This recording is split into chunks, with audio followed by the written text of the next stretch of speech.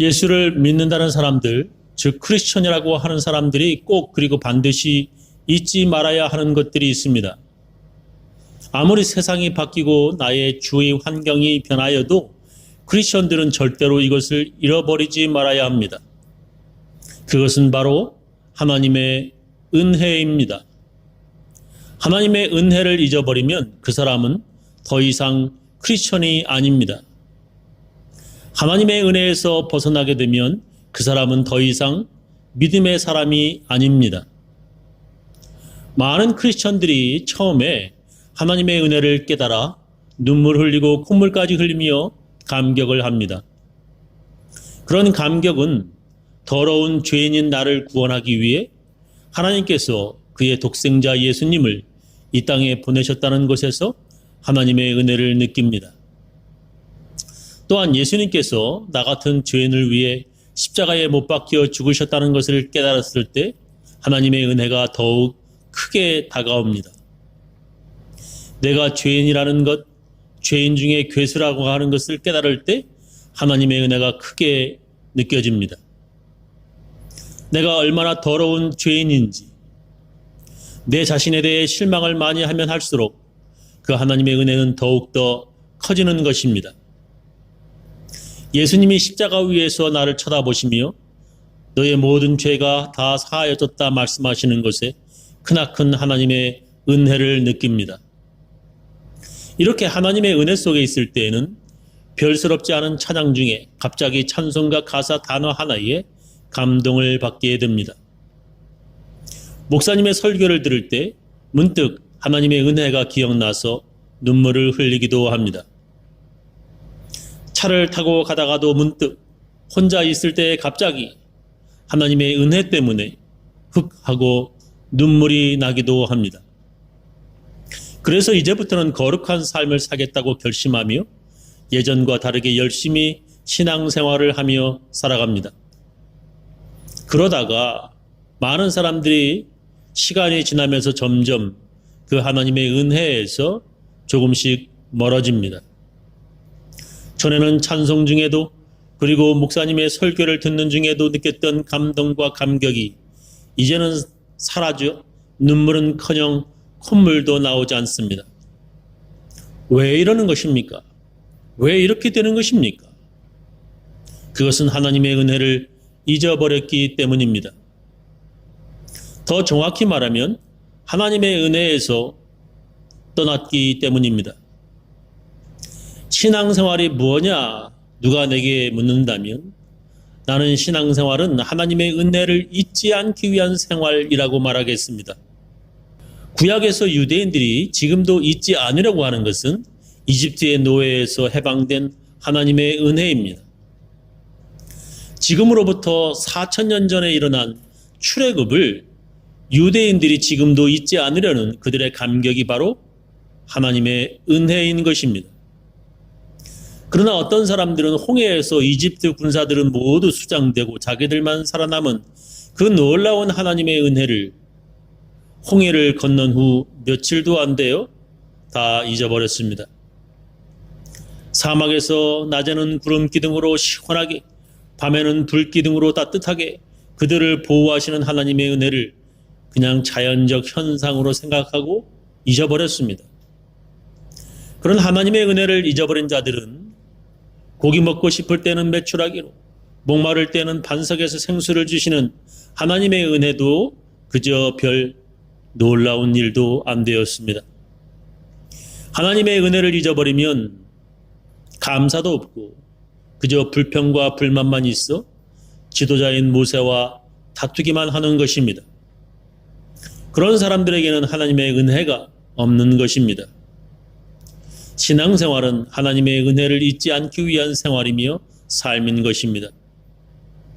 그래서 예수님께서 제자들에게 하나님의 은혜를 잊지 않기 위해 가장 먼저 예수님께서 만드신 것이 있습니다.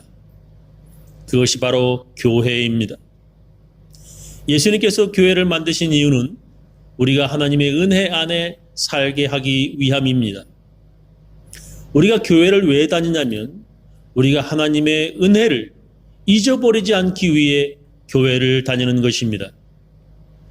혼자 있는 것보다 나처럼 하나님의 은혜를 경험한 여러 사람들과 함께 있을 때에 하나님의 은혜를 잊지 않게 됩니다.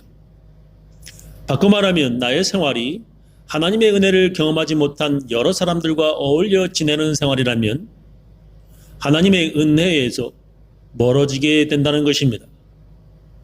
교회는 하나님의 은혜를 체험한 나와 같은 사람들이 함께 그 은혜를 잊어버리지 않으려고 모이는 곳입니다. 목사는 교인들이 하나님의 은혜를 새삼 그리고 또 느끼도록 설교를 하고 은혜 속에 같이 찬양을 하고 하나님의 은혜 받기 위해 같이 모여서 기도하도록 인도합니다. 교회에서 함께 모여 하나님께 예배 드릴 때 하나님께서 우리에게 은혜를 주십니다. 기독교가 2000년 동안 전 세계로 전도하고 뻗어나간 원동력은 교회에서부터였다고 말할 수 있습니다. 그렇게 교회 다니던 사람이 교회를 떠나 자기 혼자 신앙생활을 할 때 그 사람은 하나님의 은혜에서 점점 멀어지게 됩니다. 근데 어떤 이는 교회를 다니는데도 나와 같은 은혜 체험한 사람들과 어울리는데도 하나님의 은혜에서 점점 멀어지게 되는 사람도 있습니다. 그 이유는 여러 가지가 있지만 그 중에 하나가 자신이 죄인이었다는 것을 잊어버리는 것입니다. 자기 자신이 별스럽지 않은 사람이었다는 것을 잊어버리기 때문입니다. 별스럽지 않은 나, 아무것도 아닌 나, 내가 교회를 다니면서 이제 어떤 중요한 인물, 무시할 수 없는 나가 되었다는 것입니다. 이젠 그 누구도 교회 안에서 내가 잘못했을 때 감히 나를 책망할 수 없는 그런 존재가 되었다는 것입니다. 그것을 다른 말로 교만이라고 말합니다. 목사도 그 사람에게 신앙적으로 권고할 수 없고 그렇게 했다가는 교회에 큰 문제가 되는 사람이 되었습니다. 왜 그렇게 되었습니까? 그것은 그 사람이 교회에서 행한 여러 중요한 행위가 있었기 때문입니다. 예를 들면 여러 해 동안 주일날 빠지지 않은 교회 출석, 꾸준한 11조와 감사헌금, 교회 행사에 대한 열심적 봉사, 교회에서 임원이라고 하는 직책, 이런 행위들 때문에 겸손한 사람이 이제 교만한 사람이 되기도 합니다. 그래서 그는 교회를 다니면서도 하나님의 은혜를 잊어버리는 교만한 사람이 되기도 하는 것입니다. 오늘 성경 본문에 그런 말씀이 나옵니다. 은혜로 된 것이면 행위에 근거한 것이 아닙니다. 그렇지 않으면 그 은혜는 이미 은혜가 아닙니다. 하나님의 은혜로 된 것이면 사람들의 행위로 말미암지 않다는 것입니다. 그렇지 않으면 은혜가 은혜되지 못한다는 것입니다. 그러니까 사람들의 행위로 하나님의 은혜가 되는 것이라면 그것은 은혜가 아니라 보상이 되는 것이라는 것입니다. 내가 이렇게 자랐기 때문에 은혜를 받는 것이라면 그것은 은혜가 아니라 내가 잘해서 상을 받는다는 것입니다. 유대인들이 그렇게 신앙생활을 했다는 것입니다. 내가 이렇게 율법을 잘 지키니까 하나님께서 내게 보상을 주신다.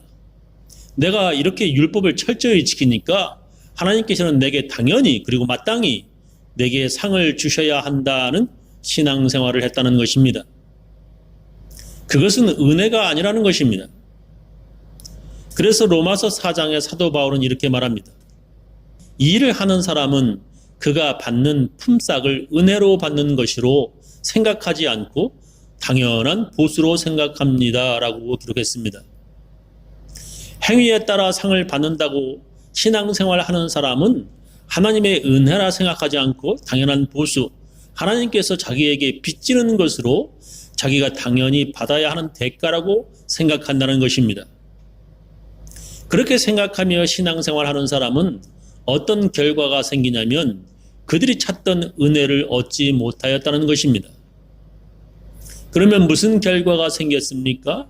이스라엘 백성은 그들이 찾던 것을 얻지 못하였지만 택하심을 받은 사람들만은 얻었습니다.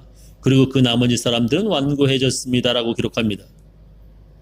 그렇게 자기 자신이 열심히 율법을 지켰다, 하나님의 명령을 내가 너보다 더 잘 지켰다 자부하는 사람들이 꼭 하는 것이 다른 사람들을 지적하고 교회 안에서 비판하고 정죄합니다. 자기도 죄를 지었으면서도 그래도 내가 너보다 죄를 적게 지었다고 자랑합니다. 나는 이렇게 잘 지켰는데 너는 나보다 못 지켰다고 돌을 던지며 정죄하려는 것입니다. 그런 사람들은 은혜를 얻지 못하였다는 것입니다. 그런 사람들에게 하나님의 은혜인 예수를 전해 주어도 그들은 고집이세요. 보아도 보지 못하고 들어도 듣지 못합니다. 성경에 이렇게 기록된 바와 같습니다. 하나님께서 그들에게는 혼미한 영을 주셨으니 오늘까지 그들은 눈이 있어도 보지 못하고 귀가 있어도 듣지 못한다라고 기록하였습니다. 그런 사람들에게는 아무리 죄인을 위해 이 땅에 오신 그리스도 예수를 전해도 그들은 은혜 받기보다는 보상을 받기로 작정한 사람들이기에 아무리 보아도 보지 못하고 아무리 전해주어도 듣지 못합니다. 그래서 그들에게는 은혜보다 행위로 걸려 넘어지고 자기가 한 행위로 보복을 받게 되는 것입니다. 다윗도 다음과 같이 말하였습니다. 그들의 밥상은 그들에게 올무가 되고 덫이 되어라. 그들은 걸려 넘어지고 보복을 받아라. 그들의 눈은 어두워져서 보지 못하게 되어라. 그들의 등은 언제나 굽어 있어라 라고 기록했습니다. 은혜를 떠난 사람들의 눈은 어두워져서 하나님의 은혜를 보지 못하게 됩니다. 그들은 자기가 한 행위로 보상받으려고 언제나 등이 굽을 정도로 애를 쓰지만 하나님의 은혜를 얻지 못하는 것입니다. 우리는 그런 율법을 행하여 구원받는 사람들이 아니라 오직 예수 믿음으로 하나님의 은혜 받아 구원받은 사람들입니다. 저는 우리 교인들은 모두 행위로 보상을 받으려 신앙생활하는 사람이 아니라 하나님의 거저 주시는 은혜로 감격하며 신앙생활 하시기를 예수님의 이름으로 축원합니다.